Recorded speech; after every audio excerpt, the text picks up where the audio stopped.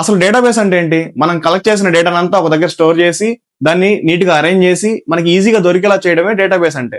ఇప్పుడు డేటాబేస్ లో 2 టైప్స్ ఉంటాయి. ఫస్ట్ టైప్ వచ్చేసి రిలేషనల్ డేటాబేస్, సెకండ్ వన్ వచ్చేసి non relational database. Relational database అంటే గోల్స్ రూమ్ ఎగ్జాంపుల్ గా తీసుకోవచ్చు. గోల్స్ రూమ్ లో ఐటమ్స్ అన్ని ఎలా ఉంటాయి? ఫిక్స్డ్ ప్లేస్ లో ఉంటాయి. అంటే ఇక్కడ రూల్స్ ఎక్కువ ఉంటాయి, స్ట్రక్చర్ ఉంటది, క్లియర్ గా కూడా ఉంటది. అట్లాగే రిలేషనల్ డేటాబేస్ లో కూడా మనకి డేటాని టేబులర్ ఫార్మాట్ లో స్టోర్ చేసుకుంటాం. అంటే కాలమ్స్, రోస్ ఉంటాయి. దీనివల్ల ఏమవుతుందంటే ప్రాపర్ గా స్ట్రక్చర్ ఉంటది, క్లియర్ గా ఉంటది, డేటాని ఈజీగా యాక్సెస్ చేసుకోవచ్చు. ఇలానే నాన్ రిలేషనల్ డేటాబేస్ కి బాయ్స్ రూమ్ ఎగ్జాంపుల్ గా తీసుకోవచ్చు. బాయ్స్ రూమ్ లో ఐటమ్స్ అన్ని ఎలా ఉంటాయి? ఎక్కడ పడితే అక్కడ ఉంటాయి, ఈజీగా దొరకవు.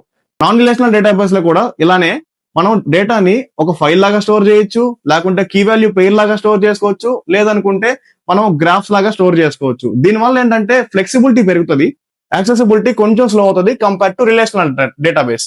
ఇప్పుడు మనం రిలేషనల్ డేటాబేస్ లో ఎలాంటి కమాండ్స్ ఉంటాయి అని చెప్పి నెక్స్ట్ వీడియోలో చూద్దాం.